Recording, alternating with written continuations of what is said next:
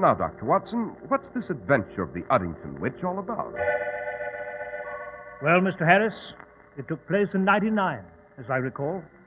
Holmes and I were taking our ease at Baker Street one evening when we received an urgent and certainly a bizarre telegram. It came from Uddington, a town in the Shire of Lanark, in the lowlands of Scotland. And it was from a Lord Dunbar, master of Heathercliff Manor.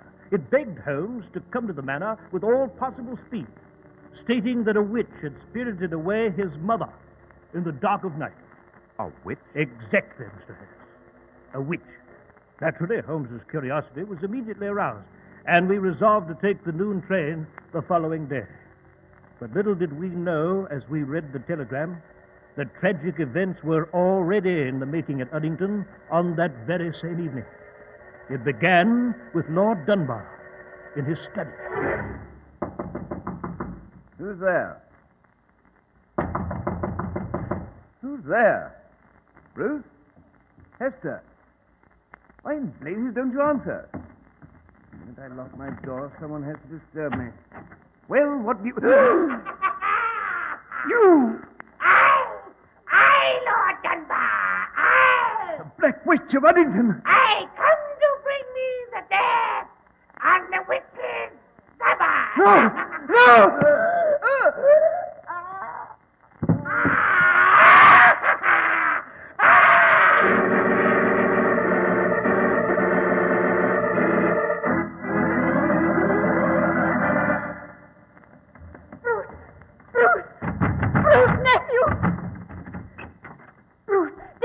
That scream? Yes, I was in bed when it came. Positively ghastly, too. Seemed to come from Uncle Andrew's study. Oh, yes, Bruce. Please hurry. Something's wrong. Terribly wrong. Come on, Aunt Hester. Let's have a look. Here's the study. Uncle Andrew! Uncle Andrew! Oh, Bruce, there's no answer. Then we better look in. The door's open. That... Good Lord. The witch's revenge. Andrew! Andrew! Oh!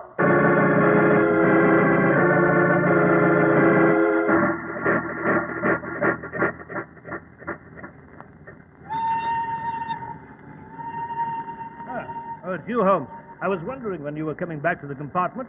Our train is due in Uddington very shortly. Unfortunately, my dear Watson, we're too late to help Lord Dunbar. Too late? What do you mean? I've just seen a copy of a Newcastle newspaper brought aboard at the last station. Lord Dunbar was murdered early this morning. What? Foully murdered, Watson. Found dead in his study with a steel spike driven through his heart. A spike? Good Lord. Does this method of murder suggest anything to you, Watson? Why, no, Holmes. I can't say it does. Then you're not up on your lore of demons and witches, my dear fellow. It so happens that the witches, as recently as 200 years ago, were believed to have tortured and stabbed their victims with pins, needles, and sometimes small spikes. Good heavens. It may also interest you to know, Watson, that the history of Lord Dunbar's antecedents gives this macabre affair a rather grim and yet fascinating twist. What do you mean? An ancestor of Lord Dunbar's in the late 17th century was one of witchdom's most mortal enemies. As Chief Justice of the highest court here in the Scottish lowlands, he hanged many a witch at Gallow Lee, or tied them to a stake on the sands until the tide came up to end their misery. Holmes, you're not suggesting that this is some kind of witch's revenge? I'm suggesting nothing, Watson, until I have a look at Heathercliff Manor and its remaining inhabitants.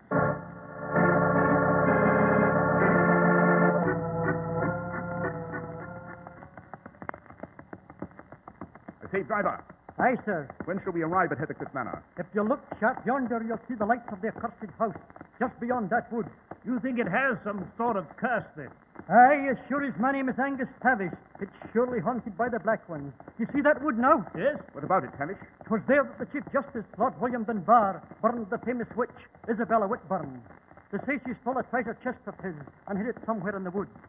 She was his cook, you see, and dealt in the black magic. And 'twas there, among those trees, the witches meet for their Sabbath on Rumours Day. Aye, but you'll never catch Angus Tavish taking the wood road, where the Black Witch of Uddington roams. I'm driving you the long way, around the moor. I can't say I blame him, Holmes. It's deuced dark in among those trees, I must say. Good Lord, what's that? It's a witch, the cursed witch. She's screaming and carrying on again. Tavish, quick, drive us through the wood road. No, sir. There's Look, a fiver in it for you if you do. I wouldn't take that road even if you gave me the treasure chest, the Black Witch fallen buried there. Come on, Watson. Let's get out of this carriage. Holmes, what on earth are you going to do? Quick, Watson, follow me. Run, man, run. If luck's with us, perhaps we can beard this witch in her den.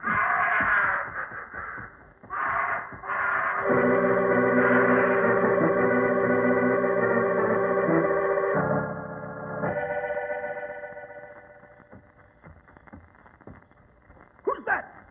Who's there? Halt, do you hear? Watson! You fool. Oh, it's you, Holmes. Yes, but you almost winged me with that revolver of Oh, yours. my dear fellow, you know, dash it all, I'm sorry.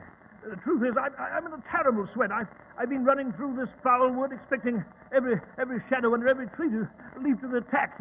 Heard any more of that screaming and cackling, Watson? Oh, that confounded witch must have retired for the night, Holmes. Strange. Very strange. We've covered every foot of this wood. It's only a few hundred feet in every direction, yet no sign of our cackling friend. Well, I might say, Holmes, I'd be just as happy if I never see her. Even the Black Witch of Uddington, with all her magical powers, couldn't vanish into thin air so fast. And that maniacal cackling seemed to come from this grove of oak trees here. Oh, I'd say it came from Hades, Holmes. The deuce. It sounds as though she were being tortured and burned at some stake. Yes, a terrifying effect, Watson, and well calculated to keep the curious away. Come, Watson. Where to now, Holmes? Suppose we go to the house and meet its occupants.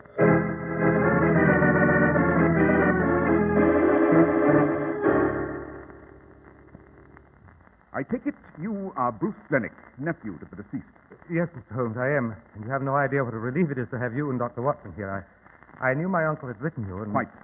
I might add, we arrived in a most unorthodox manner through the small wood in the rear of the house. Yes, I heard the most terrifying cackling and screaming there, Mr. Glennick. Couldn't find a trace of the dashed witch. I know. Frankly, gentlemen, I admire you for your courage. I count myself as brave as any man and not addicted to superstition. But I, for one, never had the nerve to enter that wood at night. Well, I can't say I blame you much. Now then, Mr. Glennick, a question or two. Yes, Mr. Holmes? Have the official police been here? Yes, this morning. But the local constable found nothing. Conducted only a hurried investigation. I am afraid he is as much frightened by the legend as anyone else. Perhaps, but at the moment I'm not interested in legends, but in facts. This chain of tragedy, I understand, began with the disappearance of your great aunt. Yes, Lord Dunbar's mother. She disappeared from her room a few nights ago, and we've heard nothing of her since. You think, then, that she was taken by this Black Witch of Uddington? I don't know, Mr. Holmes. She might have just wandered off. My great Aunt Emily, well, she was, shall we say, somewhat eccentric. In what way, Mr. Glennick? Oh, she kept muttering to herself, living the past. Definitely unbalanced, Dr. Watson, but as far as I know, completely harmless. I see. Now then, are there any servants here at the manor? Only two.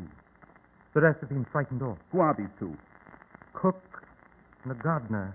And Lady Dunbar, where's she? I should like to talk to her. Oh, I'm sorry, Mr. Holmes, but I should not advise it now. Lady Dunbar is in her room, indisposed. The shock. Well, you understand. Quite. And now, Mr. Glennick, we should like to examine the body of your late uncle, Lord Dunbar.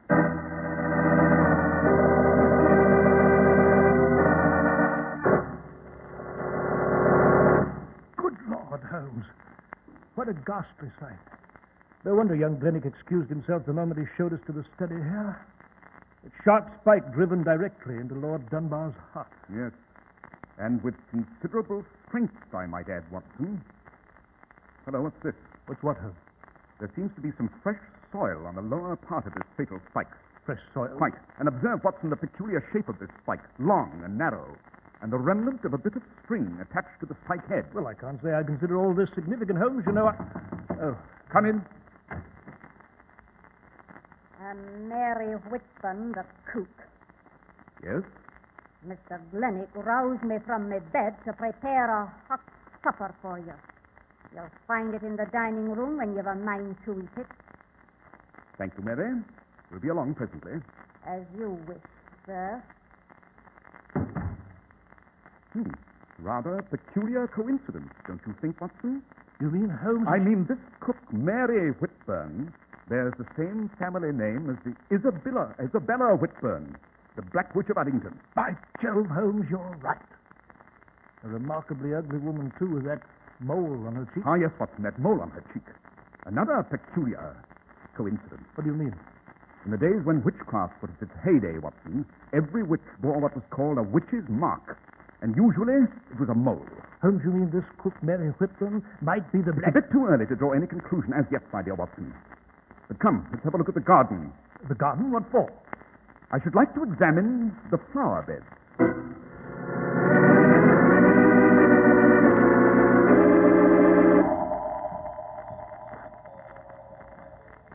Aha, look here, Watson. Holmes, what are you... Just as I surmised. Note these spikes connected by strings. The gardener uses them to stake off these flower beds. By Jove, Holmes. The spike used to kill Lord Dunbar is very similar to this. And it had fresh soil on it. Precisely, my dear Watson.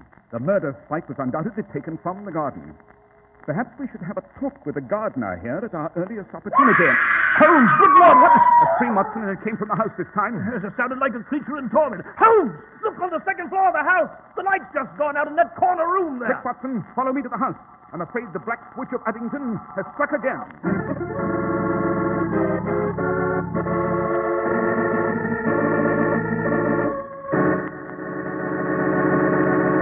How come such expensive-looking suits cost only $40 and $45?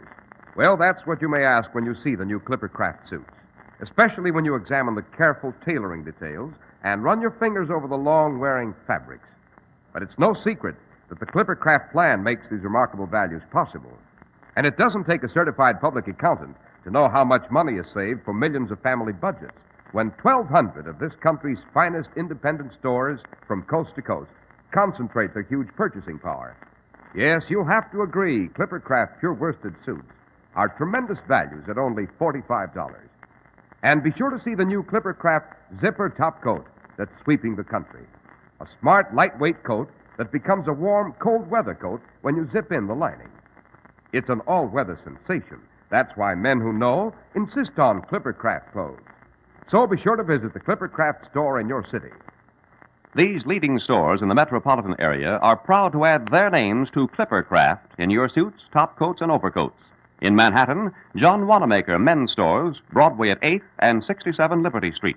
Saks 34th, Broadway at 34th. In Brooklyn, Abraham and Strauss. In Newark, New Jersey, Boulevard Men's Shop, Kresge, Newark. And in Jamaica, the B&B Clothes Shop, 16408 Jamaica Avenue. And now, let's return to our story, Dr. Watson. Well, Mr. Harris, we raced back to the house, ran upstairs toward the corner bedroom whence that agonizing scream had come. It was there we found Lady Dunbar lying across the bed with a spike through her heart. The witch, the Black Witch of Uddington, Holmes. It has been here again. Yes, and with the apparent intention of exterminating the entire family. What is it, Holmes? Here on the floor. Observe, Watson. Oh, it seems to be a bit of bark. It is indeed, Watson, an important detail of this hideous conspiracy. Holmes, listen. Yes, the witch again, Watson. Here, over here by the window. You know, Holmes, there she is, running across the lawn. You can see her there in the moonlight. Yes. Now she's vaulting the fence with considerable agility, I must say. Now she's plunging into the wood. Quick, Watson, after her. And have your service revolver ready.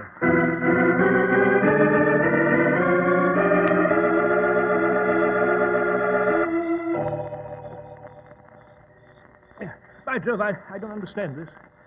Watson, you don't understand what? Why, we followed that infernal creature into this grove of trees. We scoured every foot of it. And yet she's vanished again. Yes. Holmes, you're not even listening to me. What the deuce are you staring at? That large oak tree, Watson. A magnificent specimen, is it not? Note the huge trunk split toward its base. Obviously a dead tree struck by lightning many years ago. Oh, dash it, Holmes. I'm not interested in botany at this moment. My feet are soaked from the night dew on this blasted underbrush here. And furthermore, we've got some sort of black witch to contend with. Exactly, Watson. Suppose we drop in at the gardener's cottage on our way back to the manor. I trust you observed it was situated on the very edge of this wood.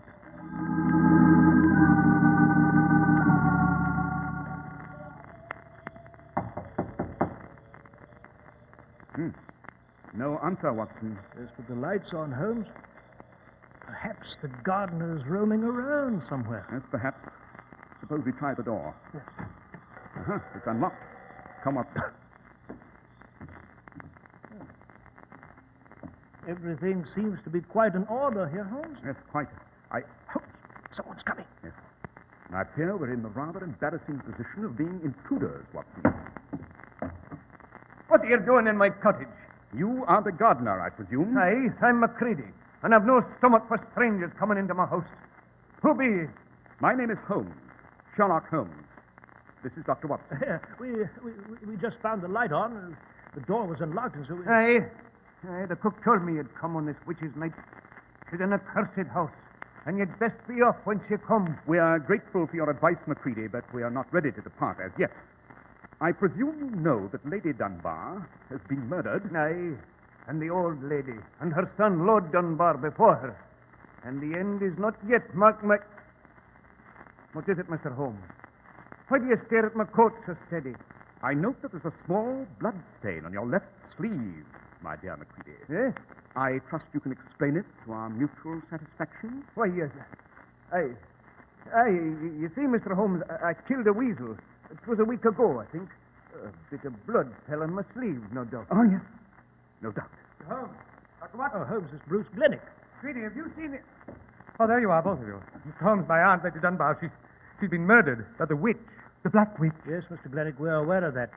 You've just come from the house? Yes, I was awake in my sleep, heard a loud scream, and then I... Suppose we go back to the manor, Mr. Glennick, at once. Yes? Why? I should like to have a few words with your cook, Mary Whitburn.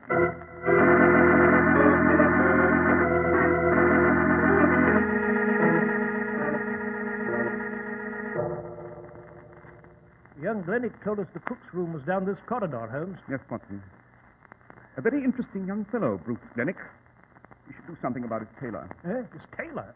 Sergeant Holmes, what are you talking about?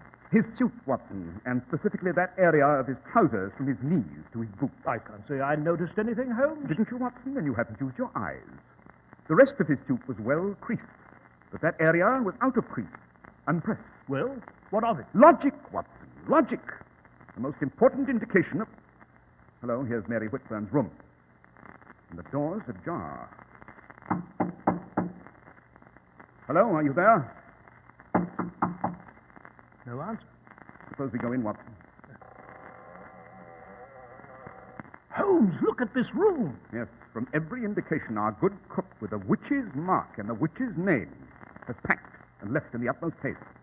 Rather strange, isn't it, Holmes? On the contrary, Watson, it's quite logical.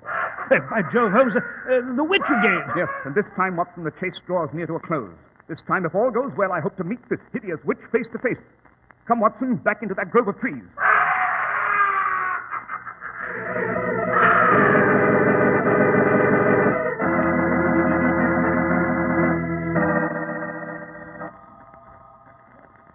Holmes, that infernal cackling has stopped. It has indeed. But the moon has emerged, and we shall be able to see. Uh-huh. Here we are. Here's that giant oak tree again, Watson, the one killed by lightning. What about it? The lightning split it at the trunk. Note this aperture here. I still don't see why you're so interested in this confounded oak tree. Patience, Watson, patience. I'm willing to wager this tree trunk is hollow. If you'll put your hand through the aperture and tell me... Oh, very well, Holmes, I'll do that. You know, but all this is rather silly. Holmes, What is it, Watson? I felt something. Well? Speak up, man. What? It's something cold. It's soft. Like a human body? Yes. One side, Watson. Let me look into that trunk. Uh-huh. There is a body stuffed into this tree trunk, Watson. Good Lord. The body of a woman, an old woman, and undoubtedly the elder Lady Dunbar, Lord Dunbar's mother, and first victim of the Black Witch of Uddington. You know, Holmes, this is diabolical. It's devilish. Yes, Watson, we're dealing with a highly distorted and cruelly twisted mentality here. Watson. Yes, Holmes? Note the way the roots of this tree are curled upwards and the earth upturned. Yes, but I'm willing to wager that when the lightning struck this oak, it created a natural cavity under the base of the tree. Holmes, what are you driving at? The final answer to this weird adventure. Come, Watson, we'll go back to the gardener's cottage and get an axe. And in a very short time, this great oak should reveal its secret.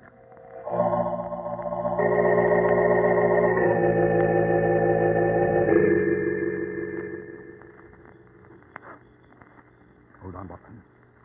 We'll stop here of that oak tree. Yes, but Holmes, you said we were going after an axe. A subterfuge, my dear Watson, to deceive our quarry. We'll wait until that tree reveals the secret of the man who's been posing as the Black Witch of Uddington. The man, Holmes? You mean the Black Witch is a he? Precisely, Watson. And to be even more explicit, I'm able to name the hideous murderer. Holmes, who is it? Quiet, Watson. Look at the aperture in that tree. By Jove, Holmes. That's a hand. Someone's crawling out from within the tree. You have your revolver ready, Watson? Yes, I do. There he comes out of that tree. Holmes, it's Bruce Glennick. Halt, Glennick! Stop in your tracks! Come on, Watson! Yes. Holmes! He's still running! Far away, Watson, and shoot to kill if necessary.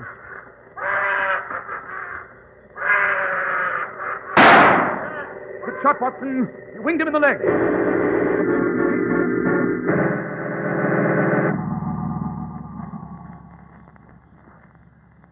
How is he, Watson? He's unconscious at the moment, Holmes. The pain, you know. But it's nothing serious, just a flesh wound. He'll come around in a minute.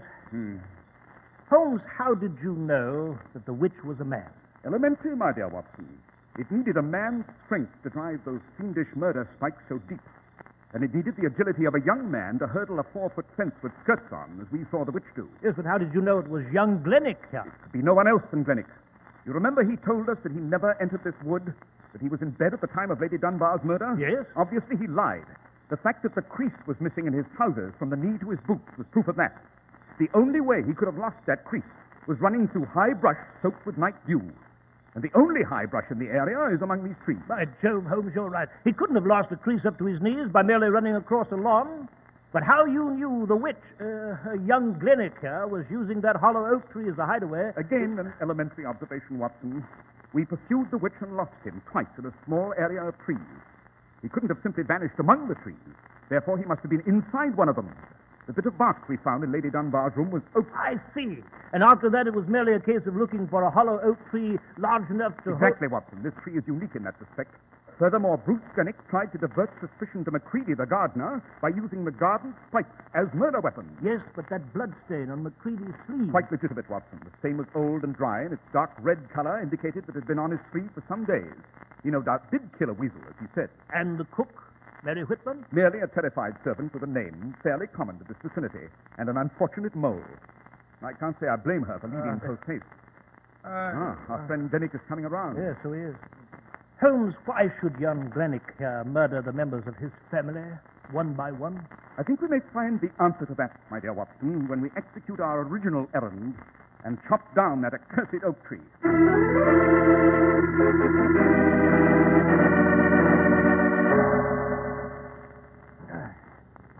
Almost to it, Macready.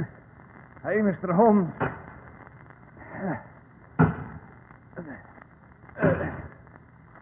There she goes.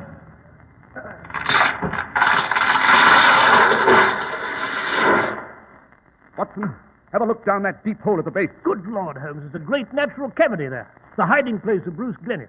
There's the witch's costume that he used. Exactly. Glennick had merely to enter the hollow tree trunk and slide down to the natural cavern formed by the upturned roofs below. Holmes, look, there's an old chest down there with a cover raised.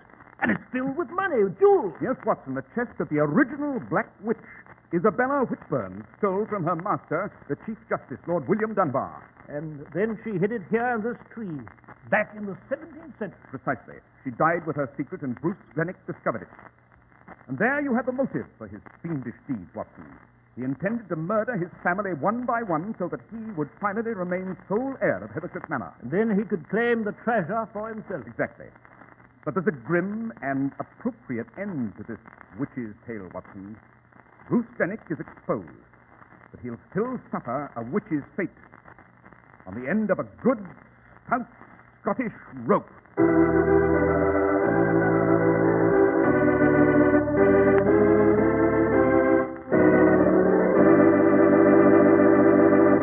Well, Dr. Watson, that was an exciting adventure.